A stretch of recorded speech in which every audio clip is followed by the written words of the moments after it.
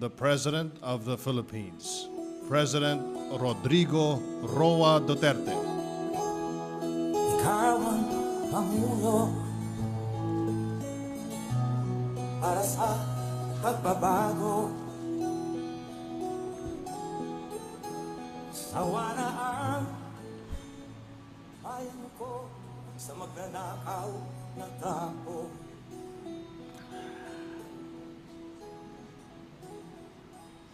Madilim na kahapon.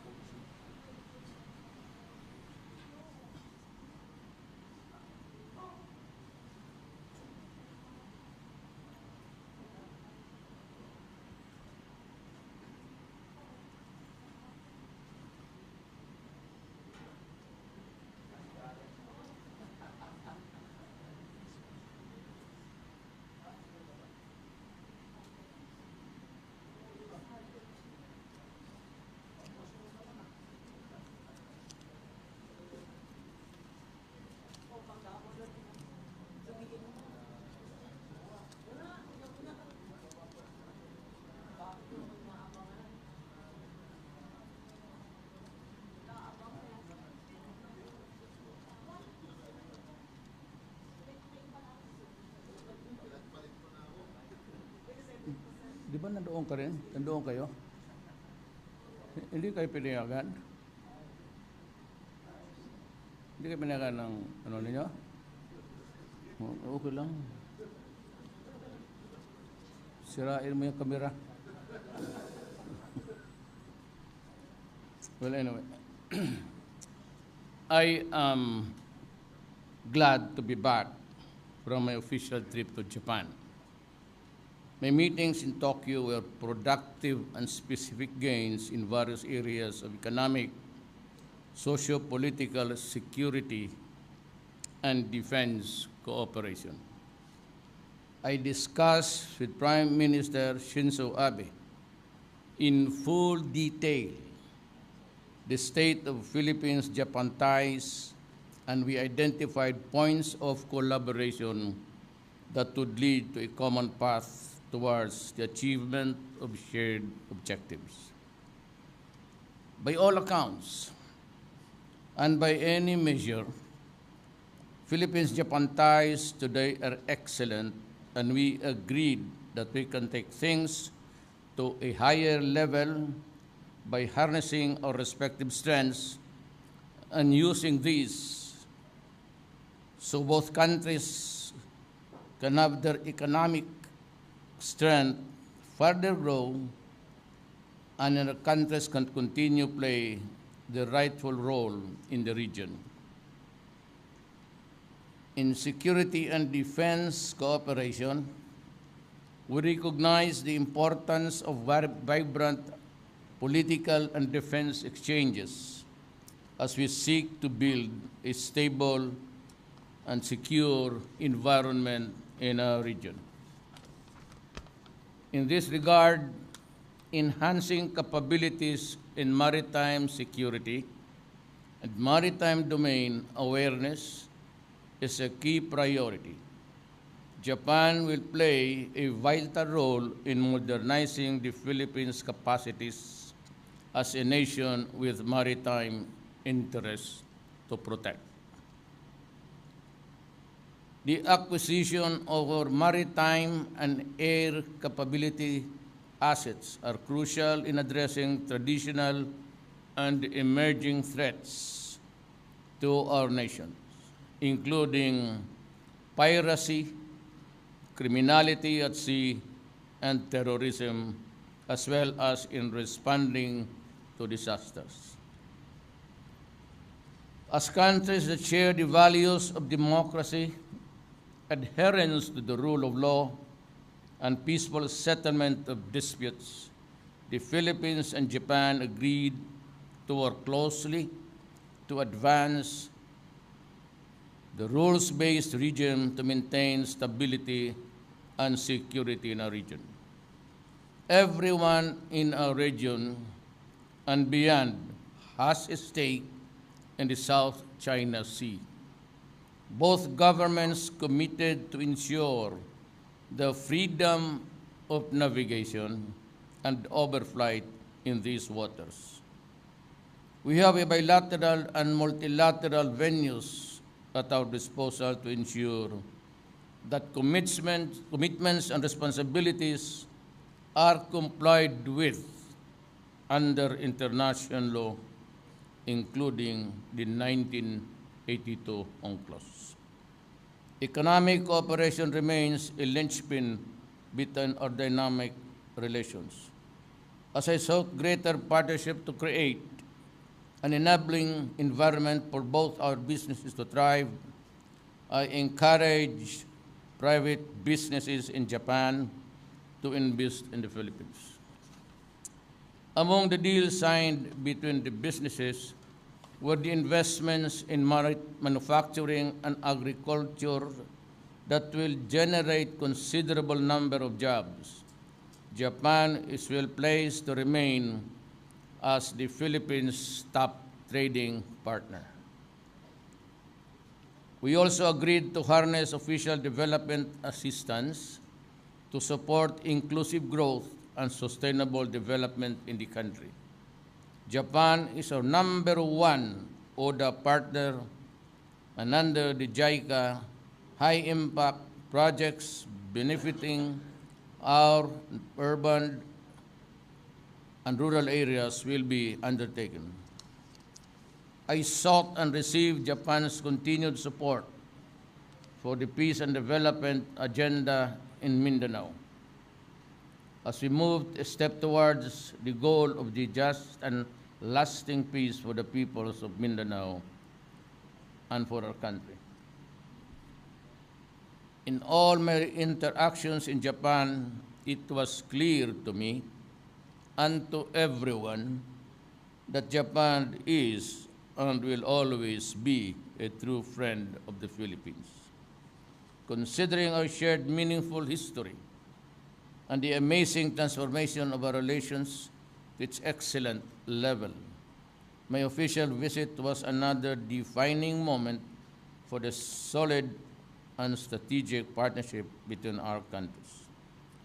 This relationship stands on unshaken and firm ground, cemented by mutual trust and confidence. The Philippines and Japan relations can be best viewed as an exemplary partnership that can only gain greater strength in the years to come. These are the relations that we value as we seek to implement our independent foreign policy consistent with our Constitution, protective of our national interest, and beneficial to our people. Maraming salamat po. Now, few questions, as always. Mr. President. So we can generate news and intrigue and all. And but this time I felt that I was looking at the skies while I was coming over here, and I just, everybody was asleep, snoring. But a voice said that, you know, if you don't stop, if that's, I will bring this plane down now. And I said, who is this? So of course it's God. Okay. So I promised God to not to express slang, cuss words, and every. So you guys hear me right always, because promise to God is He promised to the Filipino people.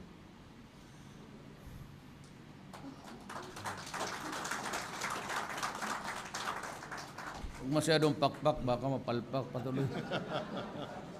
Yes, go ahead. Mr. President, the first question is from Sankei Shimbun, Mr. Froilan Garcia.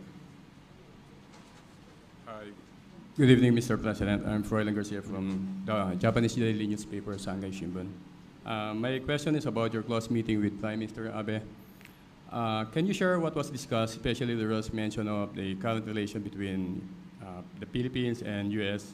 And then my second question is, was there any recommendations made by Prime Minister Abe with regards to your strained relationship with the United States? Yes, we always do. I cannot avoid talking about it. So maybe the Prime Minister has his own questions, but we have agreed that these things should remain confidential as of this time. No specific or affirmative discussions taken. No negative ones, actually, but we agreed that it would be best just to let it off for some time. Sir, how do you view the relationship of Japan with U.S.? Again? How do you view the relationship between Japan and U.S.? But that is the business of Japan and the U.S. I have nothing to do. My business was with Japan and the Philippines. Excellent. As to the other side,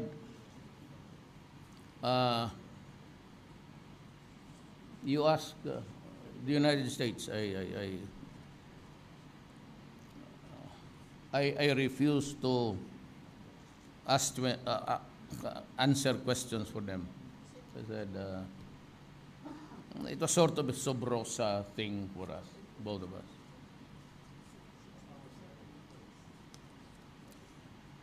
The second person who will ask a question, Mr. President, is Ria Fernandez of PTV.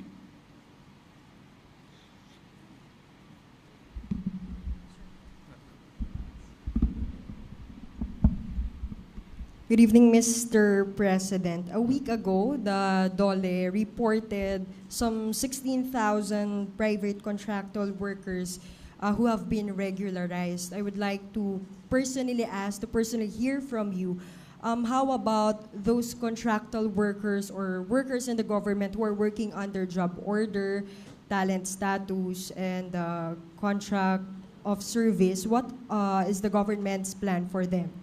I'd like to congratulate first where it is really due to Secretary Bello. The fact that there are a number of Filipino employees already regularized is something which is well, it augurs well for the country, actually. The second question is, ano nga yun? Kakalimutan. Sir, ano I know I want the meat of your question. The government has been successful in 4 months for those contractual workers in the private sector. Ano po ang plano naman natin doon po sa mga nagtatrabaho sa gobyerno under the same nature of work? Job order, talent status, etc. Sigurado kayo ang tanong mo? You know, it would be incongruity to discuss it fully. And you keep on asking why, until now, there are so many thousands of casuals in government. You know, government provides employment. Kung maaari lang, thousands upon thousands of employees to run the state. Eh, yung kanila ba naman, ilan lang, even if it were 500, we employ millions. I have yet to buy the printing press that can print money plenty. In other words, at this time of our national development, we are not as yet ready to assume the burden of providing everybody with the salary that can compare with and even in the matter of managerial level. Wala pa ho tayong, ako, ang sweldo ko, 130 lang. Tapos pabalik-balik, ilang beses tayo nag-uusap dito. I'm having my headache. Hindi kaya ng gobyerno.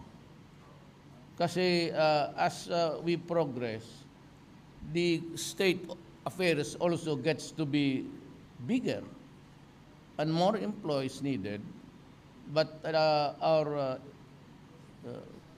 income, the GP, that's income actually of government, GDP, is not that good. Maybe in the fullness of God's time. But if I assure you, pag ginamit lang ito lahat to the last centavo, ang pera na binibigay sa atin o pinapahiram natin, I am very sure, I'm not talking as a politician or as a president, pag nagamit lang ito ng husto at wala lang graft and corruption, ang buhay ng ating mga kababayan gaganda within the next 3 years. Sigurado ako niyan. Huwag lang kurakutin ang pera at talagang aakyat tayo. The one thing that was really, or that is pulling us down until now, is graft and corruption. And I would like to announce to all and sundry, I will be harsh. I will be harsh in dealing with people in government or in the private sector, dealing with government in a corrupt way.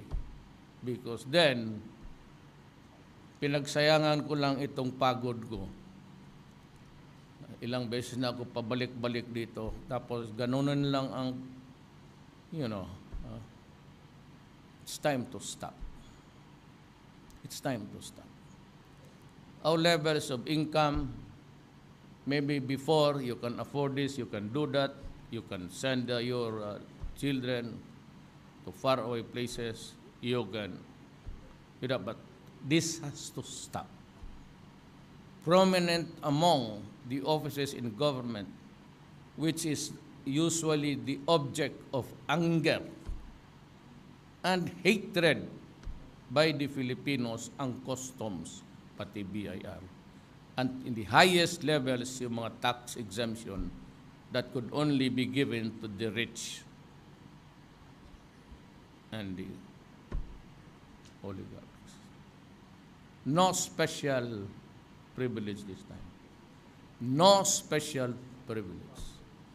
Saka lang lahat ng gobyerno, taga-gobyerno, pag wala kayong pera, pasensya kayo, you ride the economic class. Pag may pera ang opisina ninyo, pasensya rin kayo, you ride the economic class. Ayaw kong makita ang mga taga-gobyerno, and I'm warning you, there is a rule, it's still in effect, about using you in the casinos, and because I'll begin to, ito namang NBI, tama-tama naman itong, we have the police, and I think the NBI will be redirected to investigate lifestyle check, corruption. And I said, I will be harsh. Huwag na ho ninyo akong tanungin kung ano yung harsh. Kasi yun ang ginamit ko noon when I was asked, what will you do if? I said, I will be harsh. In all of my, medyo tayo, tiis-tiis na lang muna tayo. And corruption has to go. Lahat and local governments are encouraged. I suppose that I do not have to take a stronger measure. I do not want to pick a quarrel with the local governments executives. Pero kung mayroon kumang kasalanan, do anything there, huwag kayong pumasok sa droga. Madidisgrasya tayong lahat nito. I'm telling you, I'm not joking. Madidisgrasya ka talaga. Because if you do drugs, pati kayong mga pulis, pati kayong mga... Do I have the... May nagdala sa inyo ng... What's my aid? Dala ba rin yung pinakakapal? I do not want to make this public because it will just make the Filipino cry. Kung nandaan yung sinong... Tingnan nyo mabuti ha. That's why I want to talk to Congress. I want to talk to the Judiciary, Supreme Court. I want to talk to the military, the service commanders. Hindi ko kaya to. Ganon mga listang labas niya, mga pangalan. Ay ba yun? Ito na yun. This is the drug industry ng Pilipinas. Hindi ko kaya to. Kasi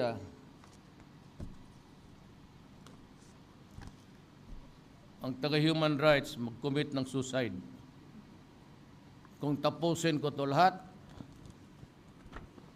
so, and aming estimate is per person, yung detoxification plus the medicines and the rehabilitation would reach trillion. Almost a part of our budget. Ito na yung, if not controlled, and when I am no longer around, try to remember me because you read this. This will convert our country narco-politics very thoroughly.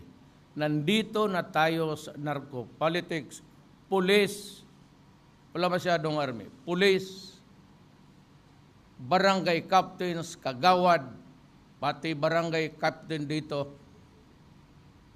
And I mean, it was submitted to me for validation and revalidation and revalidation. Ito ang dumating sa akin. Each space there has a name.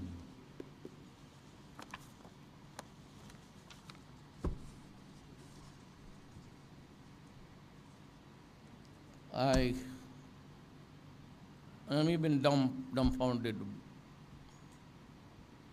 Ito ang nangyari sa Pilipinas, nahayaan eh. I am not blaming anybody. For after all, I was also mayor of this city for 23 years. Pero at least dito, kundi ang tama, not so many, kasi takot mamatay. Dito sa Davao, wag na tayo magbulahan. Walang gumagana dito, kidnapper, gano'n. May mayroon pa naman yan. Kasi takot mamatay. Tama ka talaga. So, dadala ko to, hindi ko alam, pero it's always, yun ang drug industry. So, sinong gustong, instead of sending me to prison, or likening me to a dog with a leash, parang tinalian mo ako sa poste, tapos, pag hindi ka nag-behave, may patay pa dyan, itatapon mo yung pan, medyo malayo. Yung aso na parang ginawa akong aso na Pilipino na gutom na hindi ko maabot kasi assistance, AIDS, hinto yan, anak ka na. Whatever happened to your humanity and to your... Di mo na lang inisip yung 3 million na yan, masisira alat. You know, it will destroy my country. That's why lagyan to kill you. Yan, it will destroy my country. Wala akong ibang mapuntahan eh.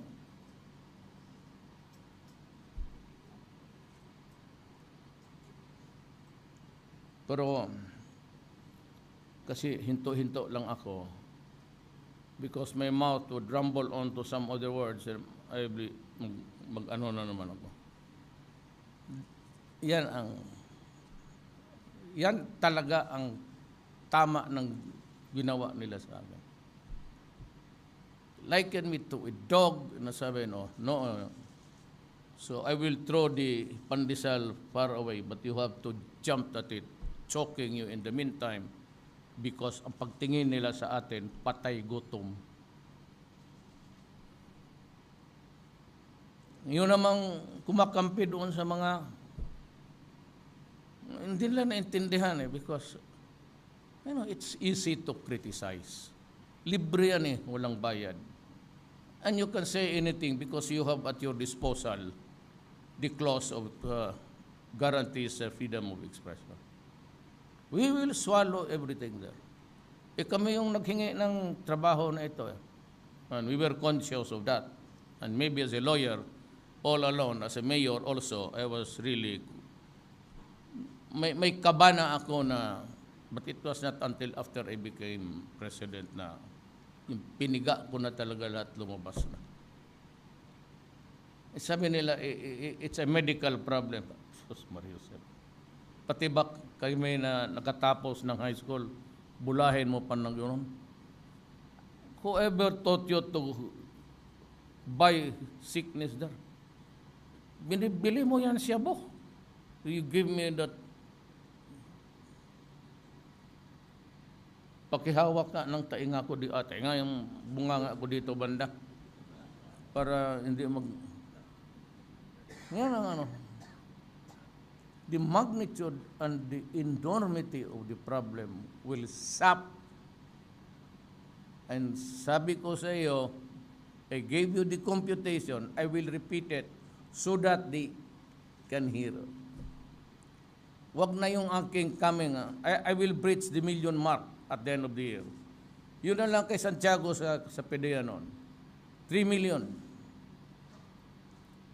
Ang Finance Secretary made a computation. It amount to trillion. Detox, medisina, doktor, tapos sabihin mo lang may namatay dyan na 3,000, hindi mo nga alam kung sino, merong namatay, then and you look at me as if I enjoy killing my own countrymen. How I would love to do it to somebody else's territory. Pilipino, bakit? Kayo lang ba may puso na? When you have a sordid history of your own civilization, and yet you try to be prim and proper. Let's cut the hypocrisy of this. That's why after this, I have to talk to Malaysia. I'm going there to complete the tour because those are the only countries that would really matter to me. Malaysia, because we have the Malacca Strait, we have this piracy going on. Every now and then, it puts to shame everybody. So it's high time that I talk to, again, President Widodo and Prime Minister Nabil. We have to do something about it. And walang sisihan dito because ang propose ko talaga ganun din. It's always the ultimate. Why would I always chasing you? I'll just blow you to pieces. Huwag mo akong bigyan ng just like what they did in Africa, mga malalaking barko, puro oil, ginagawa na ng mga. Well, I'm warning you. Noon kasi kinakapture kayo. Dito, ang tataba dito ang isda ninyo. I'm not joking.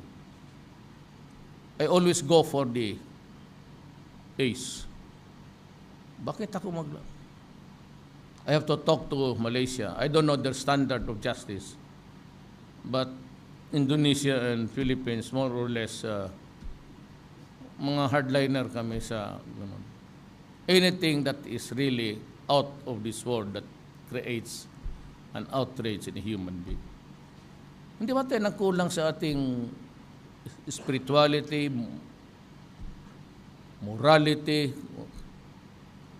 But enough is enough. And kung makuha ko yung gusto ko na magdating, there's gonna be a real mag-russel-dassel ako dyan banda. At pati itong Cebu, nandyan na kasi. So I have to study very carefully how now to balance our money because they have to be treated. Akala lang siguro ganun lang. At 3 million, assuming that the Santiago was correct, yun na Santiago, yung detox period yan, alam mo ilang bayad ng ito mga private rehab? It's almost 100 to 200,000 a month. Ang alagaan ko, may mga pera to. Ayaw naman ng human rights na patayin natin.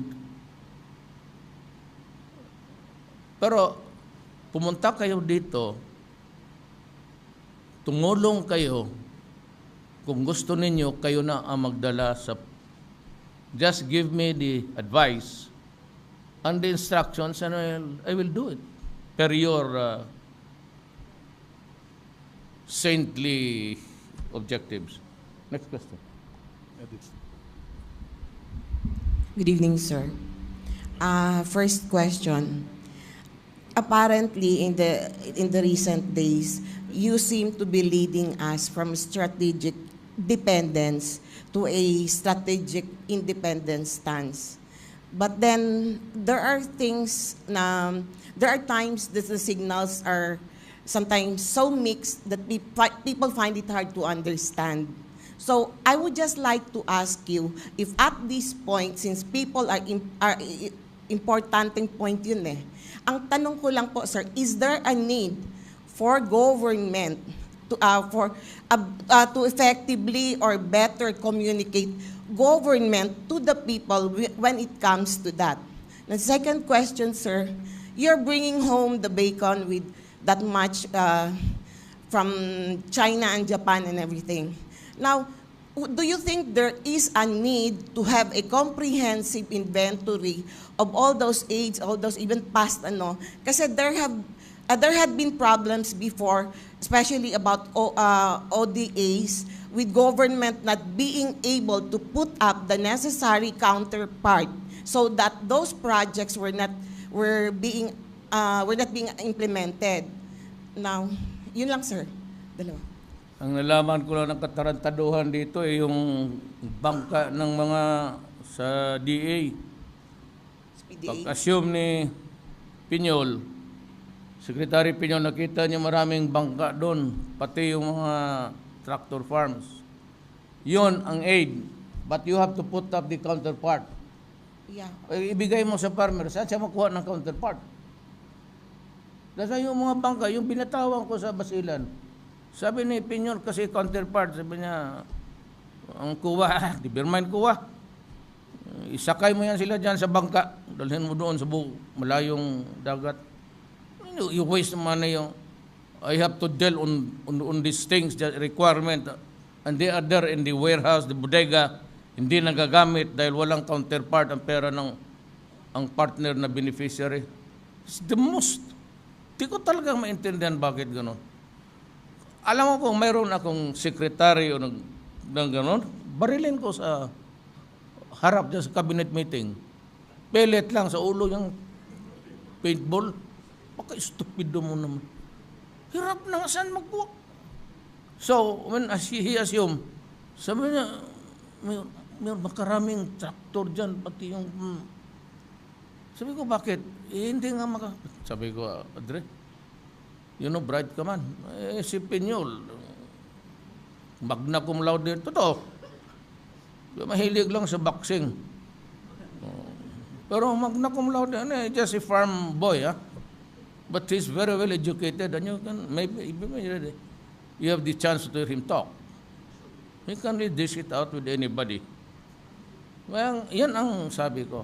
Itong counterpart, we'll have to rationalize it. Same thing, then I would say to the donor, if that is the way how we do it, we can never give it back down to where it belongs. So, in the meantime, kung wala kang counterparty, ang gobyerno, Ang pinag-usapan naman dito ang tulong sa tao, hindi naman ng gobyerno. Then if we have the money, I will spend all the money of government. Ako ang put up ng counterpart. So, total, nandyan na lang rin. Pero at least masahan mo ito, yung tinatakutan nila, those were also the misgivings of, I would not mention the names. Sabi niya yun, sabi, we brought it up na, sabi ko, hindi mangyari yan. It will never happen. That's why I'm warning you, pag hiniya mo ako doon sa nagbigay niyan, hihiritan kita. Do not humiliate me because just like what the Americans did, hindi ko kaya pahiyain mo ako sa tao. Gagastusan kita ng panahon. Lahat ng corrupt, pati lang magdadala from the directors down. And one thing is that there will be a government monitoring every day. And I want a chart made big enough to magkasya dyan sa palasyo ng Malacanang. Hindi naman nakatira dyan. And I will, including lahat, sa police, lahat. And pati yung mga gasolina. Time to stop. Time to stop. But in return, I promise you that I will give you a clean government, an efficient one, and which holds a promise to our people for their tomorrow. Sir, yung communication po, sir, na aspect. Do not whisper, I cannot hear you. Sir, yung communication na aspect po, sir, the first thing that I ask you, Oo. Do you think government should make it should better or more effectively communicate? Well, if you have a problem with finance, you can go to Sunny Dominguez. If you have anything that cannot be solved by any of the guys there in Malacanang, you can go to Medialia. If you have illegal matter to which you cannot solve, the man on the blue suit there, Tony Panelo, the sartorial... Sir, that it has something to do with the strategic independence that you are pursuing. Ganun lang yan. But alam mo, ang nakakaintindi lang yan, yung, lalo na yung ito, Lexani, nakuha na nila Yasay. Ngayon, sabi nila, naintindihan ka na namin. Sabi ko, sus, Ginoo ko. Istorya mo lang yan. Wala pala kayo. But it's always a timing. Calibrated moves in everything because you carry the burden of the peoples. It's always timing, calibration. But, and I would like, it applies to every, whether a human being, your decisions, militarian, or whatever, watch out for a miscalculation. Yan ang pinaka-dangerous. You miscalculate everything. Because you will drag down the Republic of the Philippines. Ayan of PNA. Welcome home, sir. My question is, sir, there are offers of commitments to support the Philippine government on infrastructure development. Does this include the Mindanao Railway System and the Samal Bridge project, Japan? Is there an offer from Japanese government to do the Mindanao Railway System and the Samal Bridge Actually, project? the huge amount, a greater part of it is addressed to agriculture. And I remind again everybody, you better do not fall into the trap about democracy and election. As it is, nandyan na yung mga barangay captains na yan, nakahawak na ng pwesto yan. And they have the money to no intricate programs down there unless we can solve the problem of the narco politics which is already in the country. And the national government, again, the portals of the national government, it would be a far-fetched idea if somebody, next election, 3 or 4, just like what happened to a senator who was responsible for the mess that we are into dyan sa mga prisuhan. Tayo lang, classic example, if you read the book of Ion Grillo, saan ka nakakita dito na ang mga nasa ilal sa loob? Tapos by sheer negligence or whatever, everybody was provided with the means of communication to enable them to carry on the shabu industry to its new heights. Saan ka nakakita na ganong gobyerno? And why would you tolerate it? And to say that I should behave, I keep on harping on that. I'll tell you, I will triple it. Pag hindi nasunod ang gusto ko to get rid of my country, you can expect about 20,000 or 30,000 more. There is a war going on. I'm losing 2-3 policemen a day. It's a war. How could it be a purpose genocide of killing a helpless person there? Kneeling and walang ganon. We do not gather children and young men and shoot them. It happened in our country. 10 years old and above. Pinatay. In Samar, Balingiga. Alam mo kung sinong gumawa? Amerikano. Next question. Sir, what's the commitment of the Japanese government on the narcotics? The Philippine government's Yes, it war on was narcotics? included. Meron din sila. And they call it the narcotics problem. They have the same problem. Marami kasi yan, especially I warned them about drugs because shabu can be easily cooked. Unlike the poppy, cocaine and heroin, you have to process it from its original derivative na lang yan eh. But itong shabu, it can be cooked just beside the factory, and sabi ko sa kanila, be careful, be careful. Huwag kayong magkumpiyansa dyan. Ruth Dumandan of RGMA. Ruth. Hi, President. Good evening.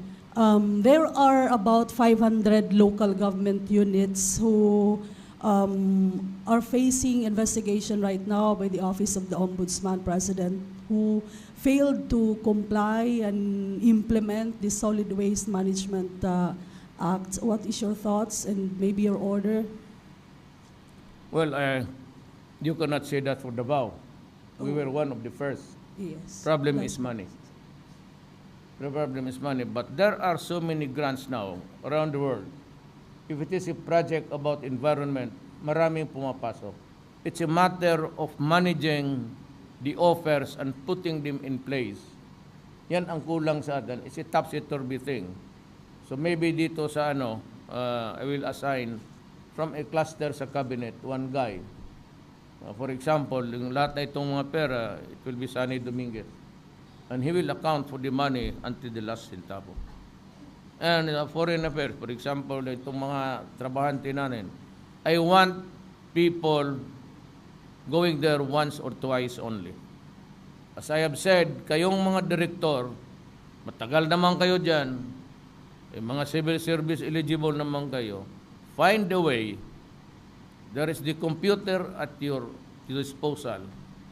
Pag may mag-apply ng tao, you give him the list, the shopping list, of the documents that he has to produce, then refer to your computer and give him a stub. Marami yan, baluti lang ninyo ng plastic, mura lang naman yan. And give him a date and the time where he can go back there to claim his papers. I do not want Kagaya dyan sa likod ng SM, yung sabi ko kay Jun, nawala na yan Jun, no? Yung nakatulog dyan sa mga Cotabato, kaawa na. Most of them from Cotabato. Yung mga Moro na gusto mapunta ng Middle East. Nakahiga dyan sa pavement, anak ka nang. Mayor ako ron, para ako nakatingin ako. Baka miserable naman itong republika na to. Karaming computers. We have been buying computers. I can look at the budget and kung ipagdikit-dikit mo yung computers dyan, kung nabili, if at all, makalakad ka na sa buwan, naglalakad ka lang. Baon ka lang ng oxygen. So, why is it like this? So, ayaw ko gustong makita. And for example, kay Bebot, and he's doing it, si Secretary Bello, may kiosk. In BI ka, you put your kiosk there. So, the guy wants to have a clearance. Hindi gamitin mo yung computer na yan. BIR, issue the clearance. Huwag ninyong pabalik-balikin and do not add or take anything from there. Because PTB4, right after the news, would have about 30 to 1 hour. Bakante yan, that is for the people of the Republic of the Philippines. You dial 8888. Sabihin mo anong opisina, sino yung tao, magkano ang hiningi. And I will act immediately in 24 hours. No, to si Alfred Valenzuela, sir. Transaction ako dito sa Davao City sa permit. Of course, it's a local government concern. But as president, I can always have my way. Huwag ninyo akong pilitin na to take a punitive action against you. O, yan lang. Dial, na nyo, Tagalogin ninyo, Bisaya, Ilocano, o whatever. Somali, wag yan, kay sa Afrika yan.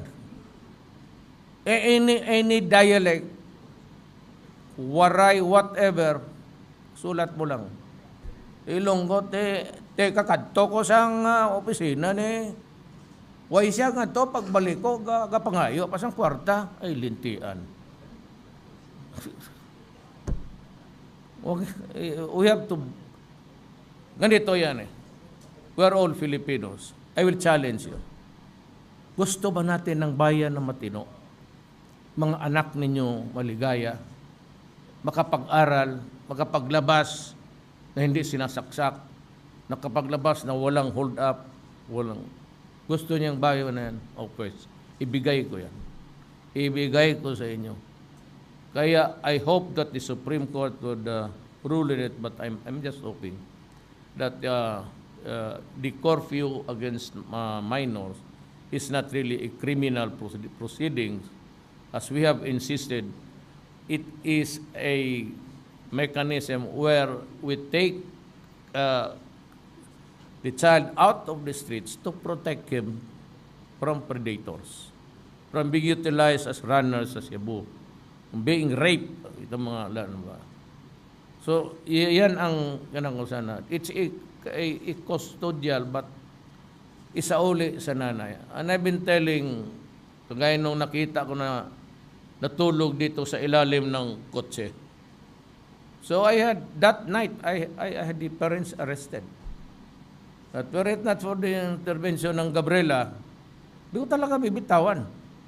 There's a abandonment of minors. That's the case. So pagtingin, pinahuli ko talaga. Sabi ko, katukin mo. Drag them to, place them under arrest. You are being arrested according to Duterte because you abandoned your children. Abandoned the minors. Arrest them, bring them to jail. Ganoon lang yan. So, gusto ba ninyo ang bayan natin na maganda?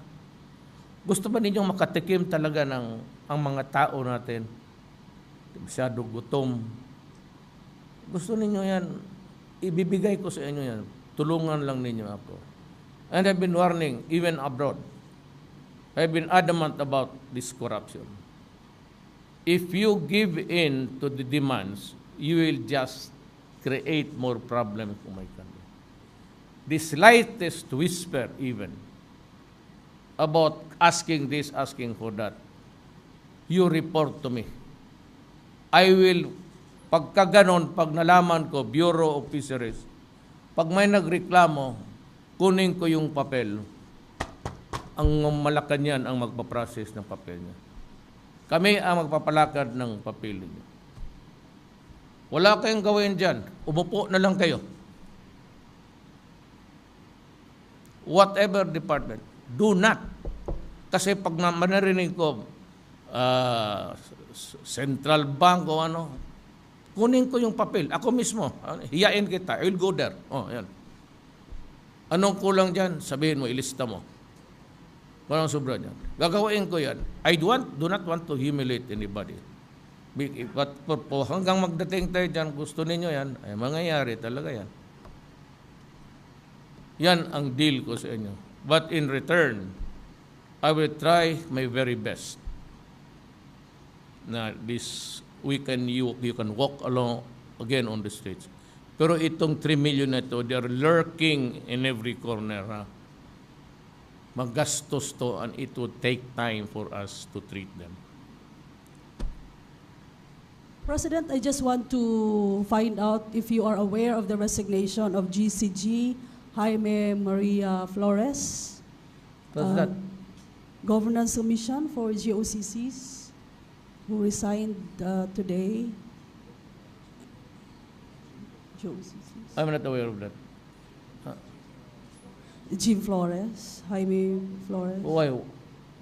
What's wrong with the guy?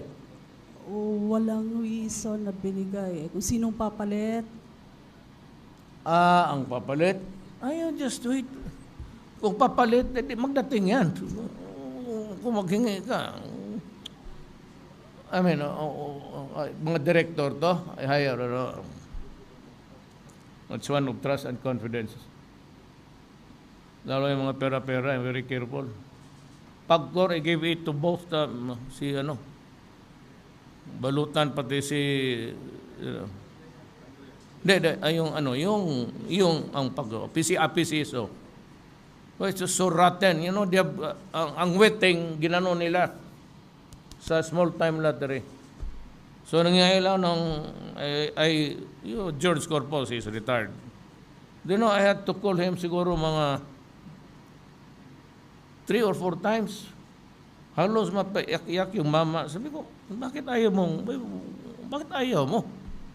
We have to serve our country well beyond sa retirement days mo. Yung si police. And isa pa, if I would mention, si Wong, twice he had to come on because I said, you come here and talk to me. Bakit? Hindi pwede. Then the second time, hindi ako kontento, tinawag ko ulit. Sabi ko, napaka-ano mo naman? Sabi ko, ayaw.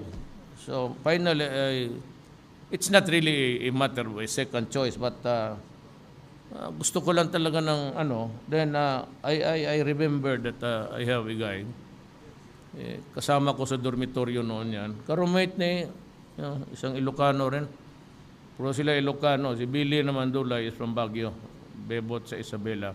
You know what?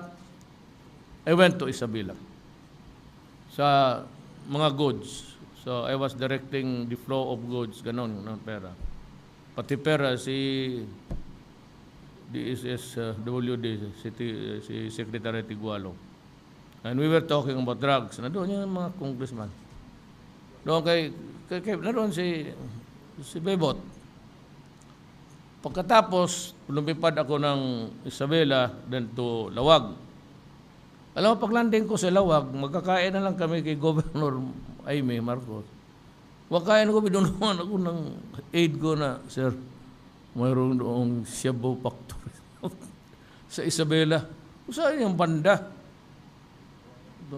Sabi ko, pero tama, sabi ko kay Bot, ano ang sitwasyon dito sa doon? Sabi niya, masama. There you are. That's your answer. Regions 1, 2, and 3. pinakamaraming shabu na tinatapon from the international seas or near our territorial waters, may mga GPS. Yung minsan nakita mo sa newspaper na mga kaldero na sealed, doon tinatapon sa mga barko yan. Hear me right, everybody. Hindi nga China yun, sabi mga Chinese dito. It's a global thing. At para ang Philippines, I cannot just show you for the life of me kung paano ko, na yung matrix ng flow ng droga. Tinatamaan lahat.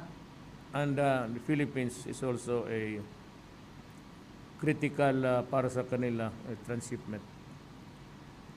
Kaya dito yung isang container bumigay 67 ganon bricks cocaine. Nawala lahat. Tapos pinasira ko yung pantalan.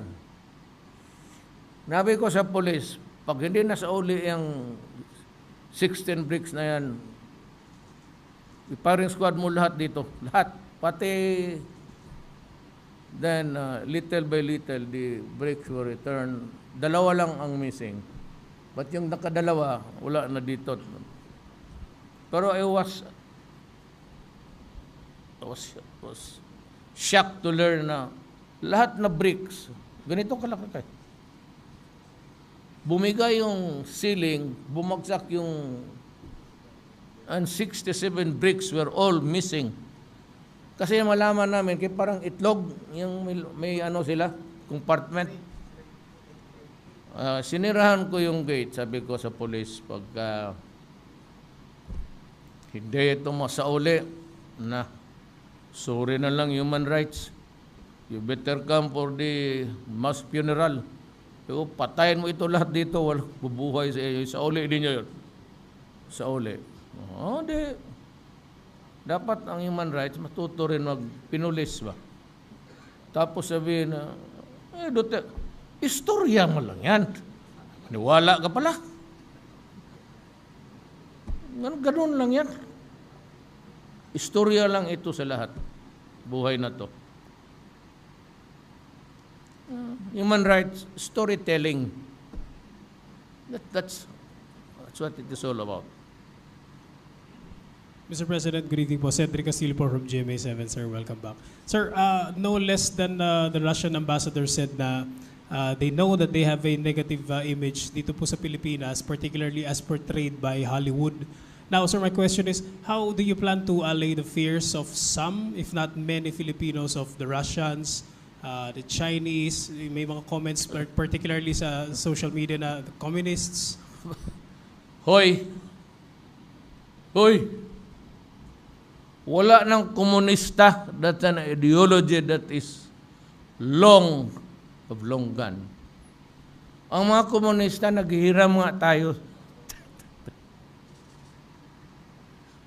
I do not have to answer this simple terms. Wala ng komunista ngayon. The Communist Party is just for really the control. Para hindi sasabog. There are billions of them.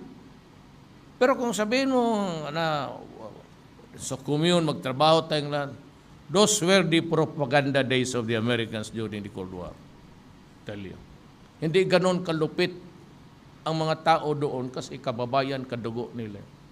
But you know, the Cold War, right after the Second World War, that was the main... pupunta nga ako sa Russia, ano sabi ng Russia? Tutulungan niya tayo.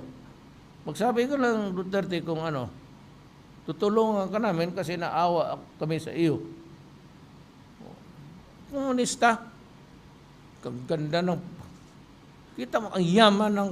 Lahat doon, ang Lexus taxi lang yan doon sa beach. Totoo. Lahat doon naka-sports. Mr. President, good evening. Jem Avancenia po ng TV5 para daw po sa last question. Mr. President, ngayon lang po, kinoronahan si Kylie Versosa bilang Miss International 2016. Ano po yung message niyo sa kanya? Well, of course, I am happy. I am always happy if our beautiful women win all the titles, kasi Pilipino tayo, it gives us kunting hambog. It lifts parang mayabang tayo na, oh, kita mo? Magaganda ang mga maming Pilipina, pero yung lahat kayo dyan sa Human Rights Commission, mga pangit.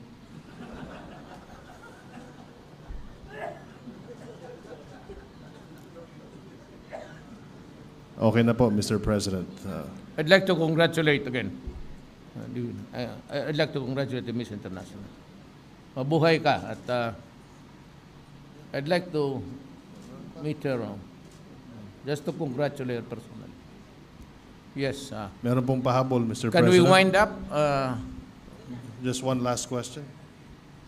Hi, sir. This is just a follow-up to what you said earlier about you promising to God that you will no longer say cuss or curse words. Does this mean that we will no longer hear tirades or harsh words from you directed to the U.S., to EU, and even maybe to Senator Laila de Lima?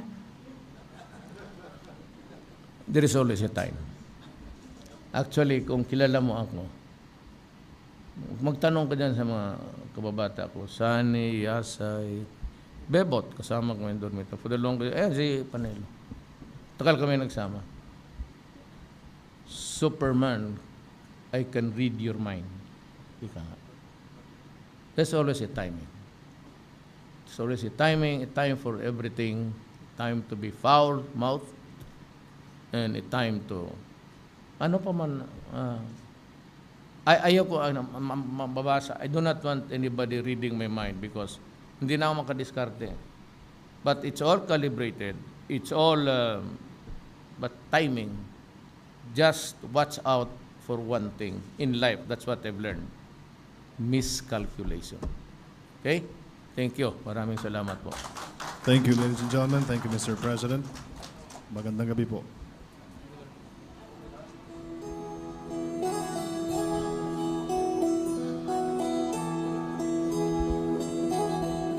Various areas of economic, socio-political, security, and defense cooperation. I discussed with Prime Minister Shinzo Abe in full detail the state of Philippines-Japan ties, and we identified points of collaboration that would lead to a common path towards the achievement of shared objectives. By all accounts, and by any measure, Philippines-Japan ties today are excellent, and we agreed that we can take things to a higher level by harnessing our respective strengths and using these so both countries can have their economic strength further grow, and our countries can continue play the rightful role in the region. In security and defense cooperation, we recognize the importance of vibrant political and defense exchanges as we seek to build a stable and secure environment in our region. In this regard, enhancing capabilities in maritime security and maritime domain awareness is a key priority. Japan will play a vital role in modernizing the Philippines' capacities as a nation with maritime interests to protect. The acquisition of our maritime and air capability assets are crucial in addressing traditional and emerging threats to our nation, including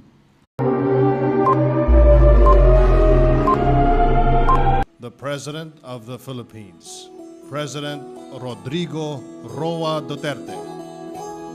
Ikaw ang Pangulo para sa pagbabago. Sawa na ang bayan ko sa magnanakaw na tao.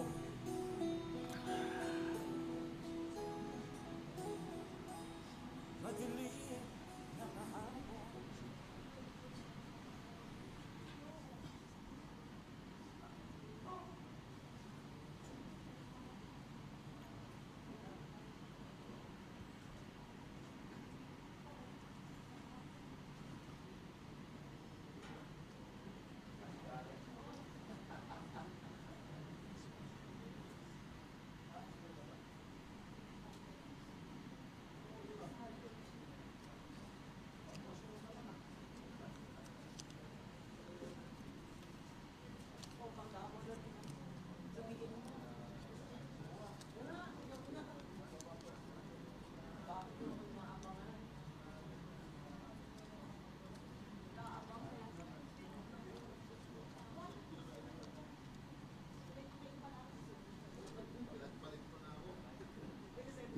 Di ba nandoon ka rin? Nandoon kayo?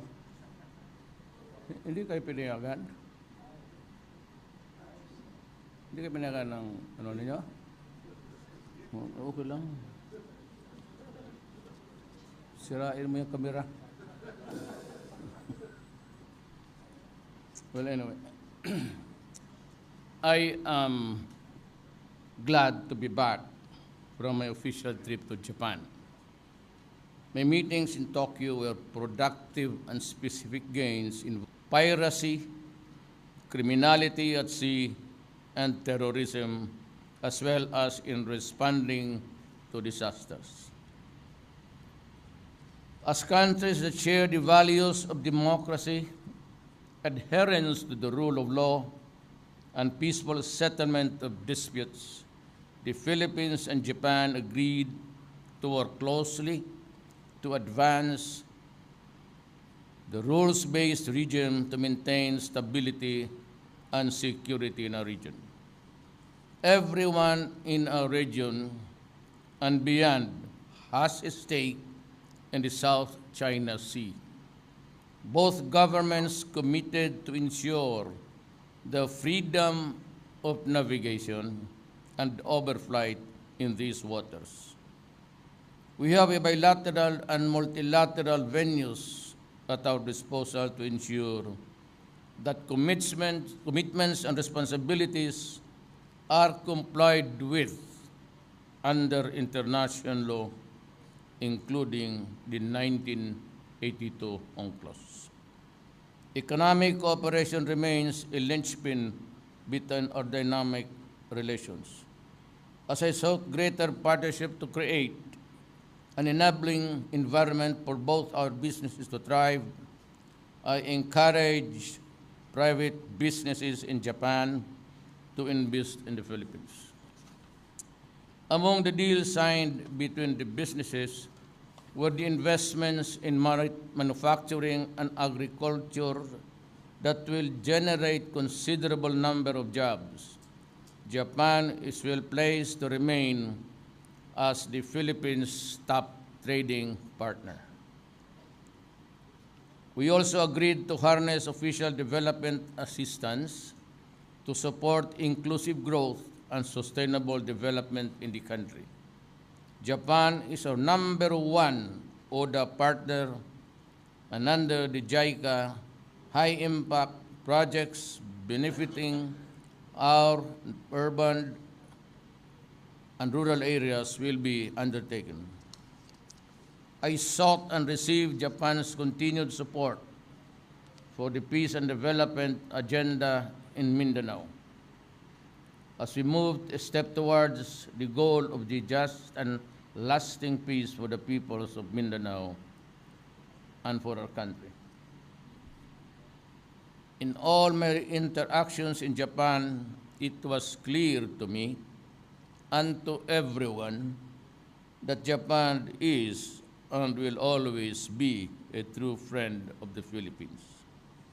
Considering our shared meaningful history and the amazing transformation of our relations to its excellent level, my official visit was another defining moment for the solid and strategic partnership between our countries. This relationship stands on unshaken and firm ground, cemented by mutual trust and confidence. The Philippines and Japan relations can be best viewed as an exemplary partnership that can only gain greater strength in the years to come. These are the relations that we value as we seek to implement our independent foreign policy consistent with our Constitution, protective of our national interest, and beneficial to our people. Maraming salamat po. Now, few questions, as always. Mr. President. So we can generate news and intrigue and all. And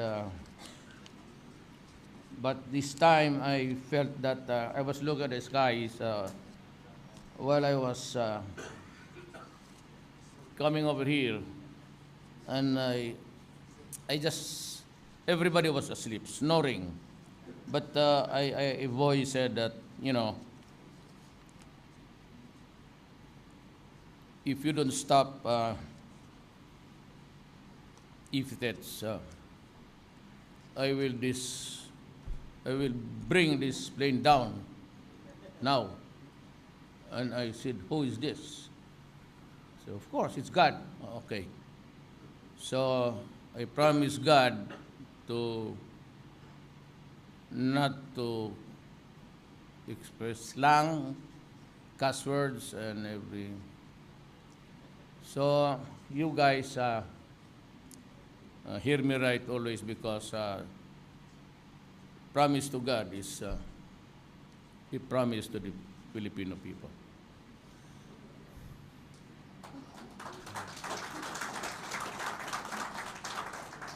Huwag masyadong pakpak, baka mapalpak patuloy. Yes, go ahead. Mr. President, the first question is from Sankei Shimbun, Mr. Froilan Garcia.